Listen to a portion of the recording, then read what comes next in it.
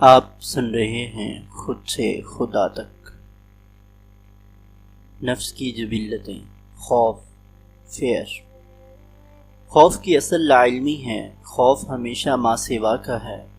خوف ایک جذبہ ہے، ایک سنسناتا ہوا احساس جو نفس کے عدم تحفظ کے جذبے کو بھڑکاتا ہے۔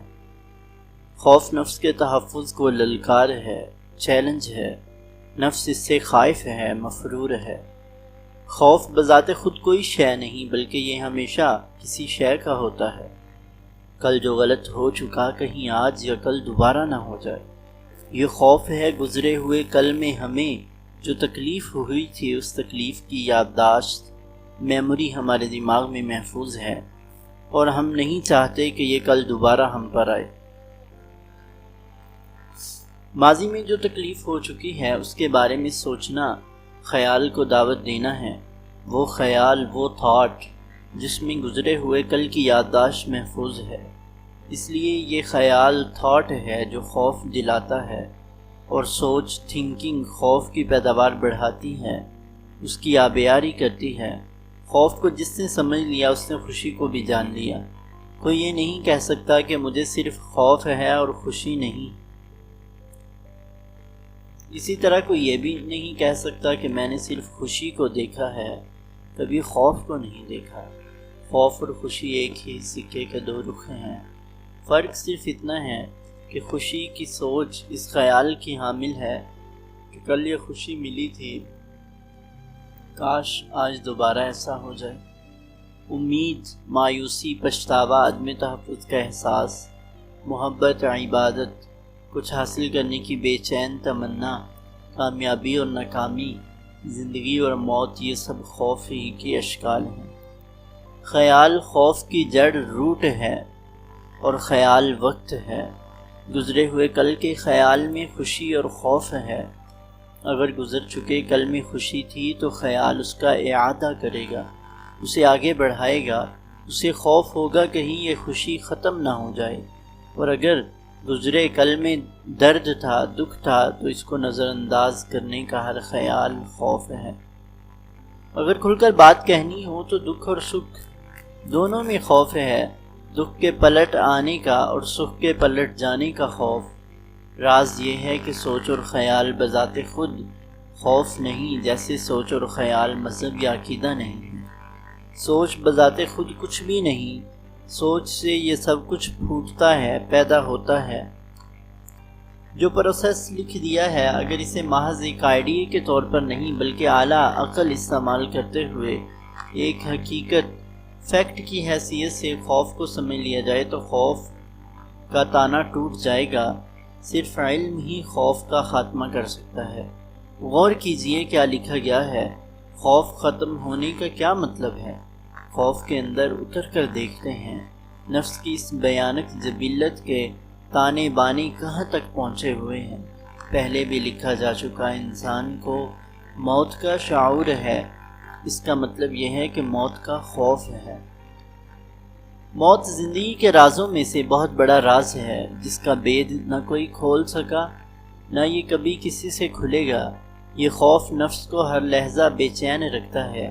یہ ٹائم فیکٹر کے طور پر کام کر رہا ہے۔ وقت بہت کم ہے کا چابک انسان کو دیوانہ وار سرگرداں کیے ہوئے ہے۔ موت کیا ہے، یہ کس کو آتی ہے؟ کون مرتا ہے؟ کیا جسم مرتا ہے؟ ذہن یا حواس؟ کیا سب کچھ جو انسان میں موجود ہے مر جاتا ہے؟ موت کی اصل تو اللہ رب العزت ہی جانتا ہے۔ علم سے جو ادراک حاصل ہوا اس کا بیان صرف اندازے کے لیے ہے۔ اس سے زیادہ جاننے کی طلب سوائے لالچ کے اور کچھ نہیں، اور نہ ہی اس سے کچھ حاصل ہے۔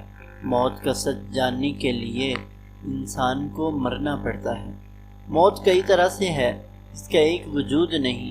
موت انتقال ہے، کسی ما سوا کی جانب کوچ کر جانا ہے۔ بے شک جسم کو موت ہے، مگر خود جسم کو اس کا کوئی ادراک نہیں۔ جسم تو زندہ حالت میں یہ بھی نہیں جان سکتا کہ وہ زندہ ہے یا مردہ۔ یہ تو ذہن کو علم ہے کہ جسم زندہ ہے۔ اپنی اصل میں، اپنی ایکچویلٹی میں جسم باہری وجود کے طور پر ایک مادہ ہے، ایک میٹر ہے۔ اس لیے مردہ ڈیڈ ہے، اس کے حواس کی موت اس کی موت ہے۔ سینسرز کا مستقل بند ہو جانا جسم کی ایکسپائری ہے۔ جسم زندہ ہے یا مردہ، دونوں حالتوں میں باہری طور پر پرسکون ہے۔ جسم اور حواس کی موت کے ساتھ ایک تیسری موت ہے جو کہ ذہن مائنڈ کی ہے۔ اس کی دو صورتیں ہیں۔ پہلی صورت میں اعصاب اور اعضاء کے فیوز ہو جانے سے جسم کے اندر شدید ترین حالت کی تکلیف پیدا ہوتی ہے۔ یہ ساری تکلیف، یہ بے پناہ اذیت ذہن کو ہی جھیلنا ہے، کیونکہ وہ حواس کی بدولت جسم سے رابطہ قائم کیے ہوئے ہے۔ اس قدر شدید تکلیف چونکہ ذہن نے پہلے کبھی نہیں دیکھی ہوتی، یہ اس کی برداشت کے پیمانوں سے ماوراء ہوتی ہے۔ اس لیے جب یہ تکلیف، بے پناہ اذیت اپنے انتہائی درجات کو چھو لیتی ہے تو موت، ڈیتھ کا عمل شروع ہو جاتا ہے۔ ذہن انسان کی سیکیورٹی کی جبلت ٹوٹ جاتی ہے۔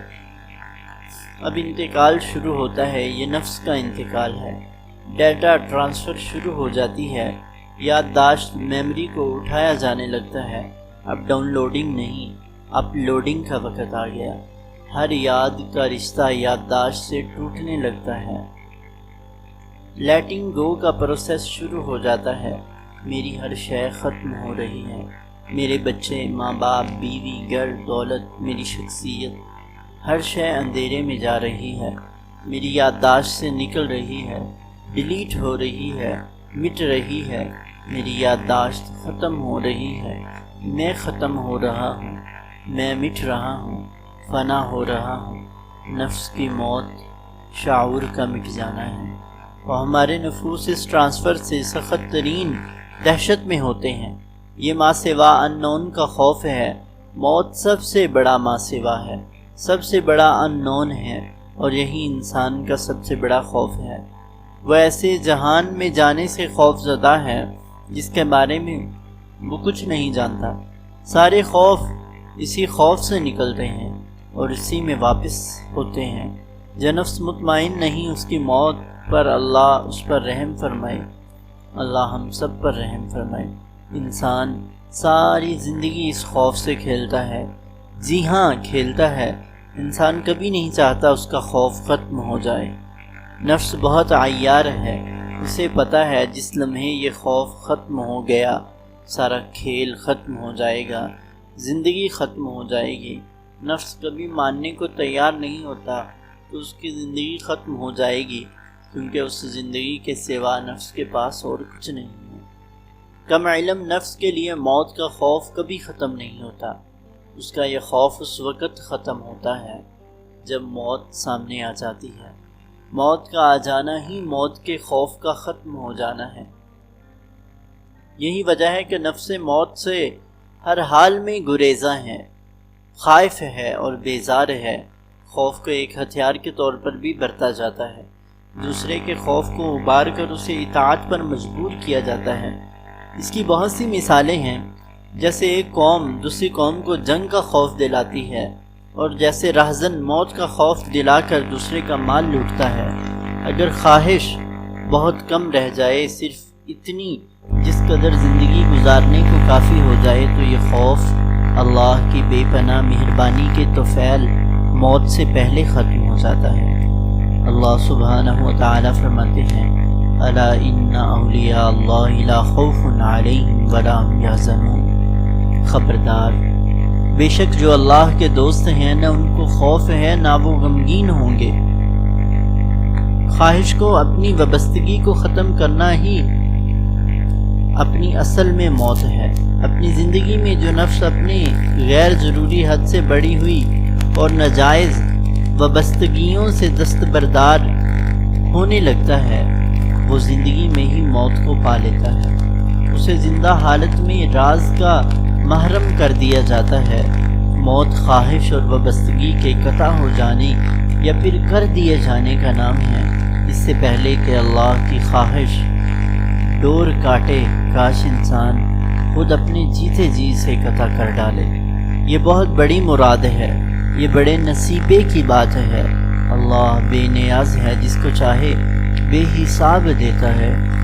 پوری تو ہمت میں نہیں مگر اپنی زندگی کی عادی خواہشات کو بھی اگر چھوڑ دیا جائے اور اپنی وابستگیوں کی حقیقت کو جان کر ان سے ذرا سا فاصلہ پیدا کر لیا جائے تو زندگی اس دنیا میں بھی جنت میں گزرنے لگتی ہے۔ اللہ ہم سب کو توفیق عطا فرمائے، آمین۔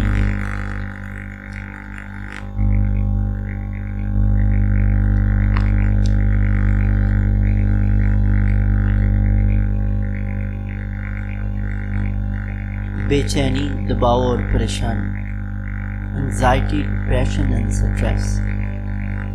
قرآن پاک نے انسان کو عجولہ کے نام سے پکارا ہے، یعنی جلد باز۔ وَيَدْعُ الْإِنسَانُ بِالشَّرِّ دُعَاءَهُ بِالْخَيْرِ وَكَانَ الْإِنسَانُ عَجُولًا، اور انسان برائی مانگتا ہے جس طرح وہ بلائی مانگتا ہے، اور انسان جلد باز ہے۔ جلد باز کسے کہتے ہیں؟ وہ جو ہر کام کا رزلٹ فوراً چاہتا ہے۔ نفس انسان کی یہ انتہائی پوری اسرار فطرت ہے کہ یہ فوری نتیجہ مانگنے والا ہے۔ اللہ ابدی ہے، اسے کوئی جلدی نہیں، وہ جانتا ہے کیا ہونے والا ہے۔ انسان فانی ہے،